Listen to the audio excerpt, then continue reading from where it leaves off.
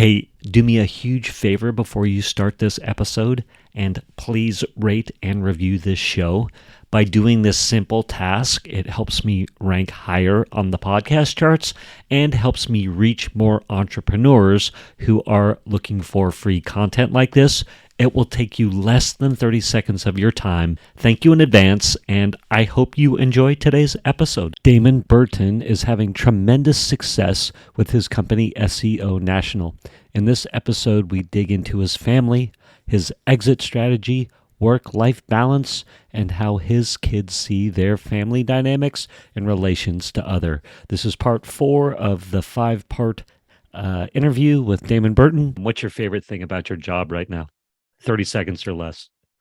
Two things come to mind. One is the thing that I like the most is the relationships, the engagement, even doing things like this, like podcast, face-to-face relationship. Like relationships is the whole thing for me. We talked about the value of it in social media, but even in person, I like it. So as my team takes over the fulfillment, I mean, they do 99% of fulfillment these days anyways, but the 1% that I do is relationship management. So I enjoy that. The other thing that comes to mind is a lot of people will ask why I've had such longevity in a singular industry.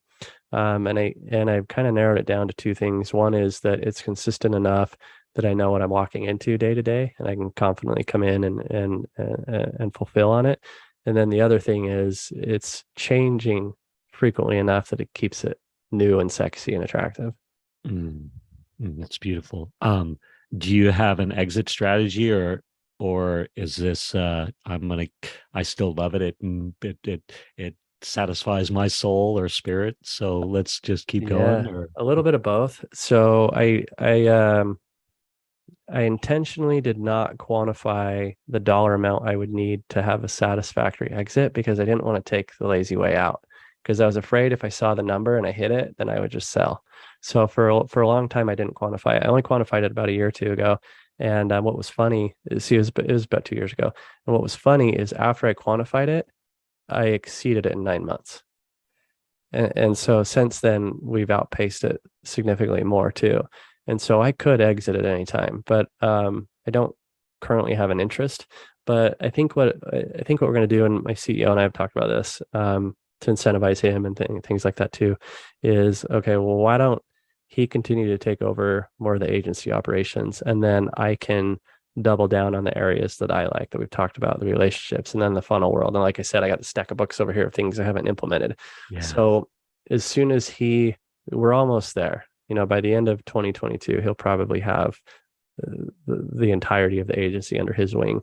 And then I can go focus on all the things we've talked about, where it's value first, which establishes relationships, which will also drive more revenue for me directly, which will also build the credibility, which will also drive leads to the agency too. So it just seems like a perfect combination where I don't have to exit. I don't have a necessity to. And on the opposite side, I have an interest in continuing to help people. But the type of people I can help are often opposite of the ideal clients for the agency. But now I can solve both worlds, because then I can come to the newer novice audiences at scale, which novices are not the ideal buyer for the agency, but I want to help them. So now I can spend my personal time over there and help the masses while it kind of filters itself out, and the credibility drives the qualified leads to the agency. Love the vision. It's inspiring too. That's cool. Family, I want to make sure we would touch on family. I'd be remiss if we didn't, because I think you've got a lovely wife, lovely family, couple of kids. Is it 2 kids or three kids? Yeah, 3 kids, and their ages as we record this.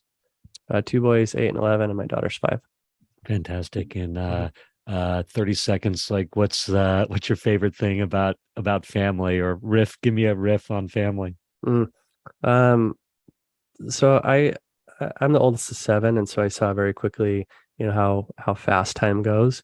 And so seeing my siblings grow up, I was able to quantify it. We all know, all of us parents know that time goes by fast, but I was able to see it as an older sibling before I became a parent. And so I've been really vested in, I've been really fortunate in spending time with my kids. And when I started the company, I even remember telling myself, grind it out now so I don't have to later.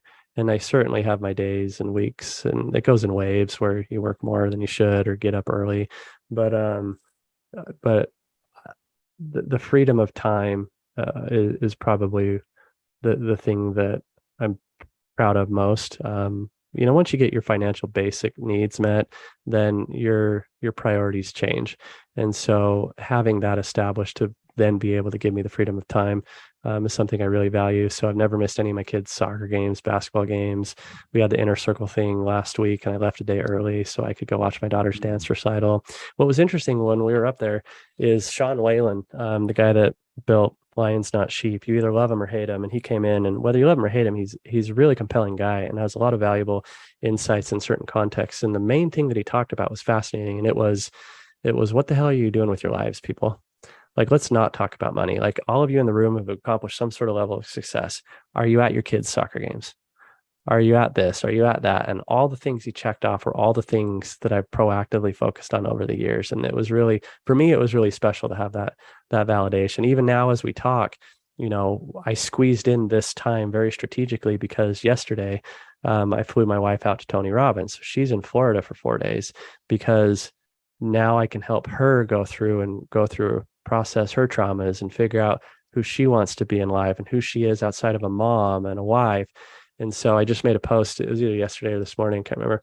And it was about, one of the things in family that I'm most proud about is having being able to create an environment where I can provide for them and open doors, and then B, fostering a family that is confident or willing enough to be vulnerable to walk through those doors.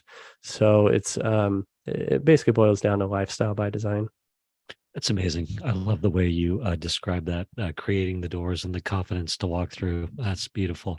I think I saw one of your posts recently. Your wife had a checklist or a to-do list Yeah, that's the before one. she Yeah. jumped on the plane. Yeah. And your son or daughter My or son, one yeah. of your, went in and but confidence. That was She wrote her packing list, and it was Thursday, Friday, Saturday, Sunday. She hadn't filled it in yet. And my son came in and wrote confidence, confidence, confidence, because it's actually really cool because my oldest, he's only 11, but he's old enough to start seeing the dynamics of our family. And he's old enough, it's been a really powerful thing to support my wife to be more vulnerable and transparent with herself, and just be honest with herself about who she wants to become. And when she was talking about going to Tony Robbins, she was talking about how she's excited, but she's scared. She's scared because she knows she's going to have to process things. And she's nervous to travel by herself because, by her own words, she's codependent on me. And so it's like a big, scary thing for her to, I mean, she's with her sister, but, it's a big, scary thing for her to travel without me planning. I planned all the rides and everything, and I wrote up an agenda, and I'm like, just follow this guide. But she has to do it. She has to execute it. It's no longer her just following me. And so it's been really cool seeing her grow. But then as she was talking about that, I remember we were driving the kids to school, or we were in the car somewhere, and then she kind of started talking about it, and you could tell she was getting a little emotional. And then my 11-year-old chimes in and is supportive, and it's cool for them to see the dynamics of things, and even being able to see him comprehend the differences between our family dynamics and other family. Just yesterday, perfect example, just yesterday, I was driving home and I was picking the kids up from school. And that's another thing. I block off school time there and back. So you can't get on my schedule. Between 8 a.m. and 9 a.m., it's not an option on my schedule. Between 3 p.m. and 4 p.m., it's not an option on my schedule, because if I want to go pick the kids up, drop them off, then I can do that. Or if I can go with my wife. So yesterday, because my wife's gone now, it's like full-time dad mode times 2 for the next 4 days. And so I went and picked the kids up, and I gave we picked up a couple of my son's friends on the way home and gave them a ride too. And my son was complaining. He's like, well, my teacher wants us to read for 30 minutes, but here's what's stupid. She wants you to sit there with me, and every 10 minutes I need to take a break and ask you what you learned in the next 10 minutes. I'm like, that is pretty stupid, because your teacher shouldn't be giving your dad homework. And he goes, well, what am I supposed to do? And I said, read your 30 minutes. I trust you. And his friend said, wow, I wish my parents would say that. I wish my parents would trust me. And so there's like starting to be these moments where his friends will communicate it. But what's even more powerful to me is seeing my son recognize the differences between our family dynamics and others, and where he's starting to see the level of support that he has within his own family. So it's like all these long-term investments and seeds planted in my kids from when they were, newborns to now are coming to fruition, and it's been really rewarding. It's beautiful. Oh, that's great stories. Thank you. Thank you for listening to this episode of the Table Rush Talk Show. For resources to help you sell your stuff, go to belove.media/resources. That's belove.media/resources. And be sure to subscribe, comment, 5-star, and share. Thank you again for listening.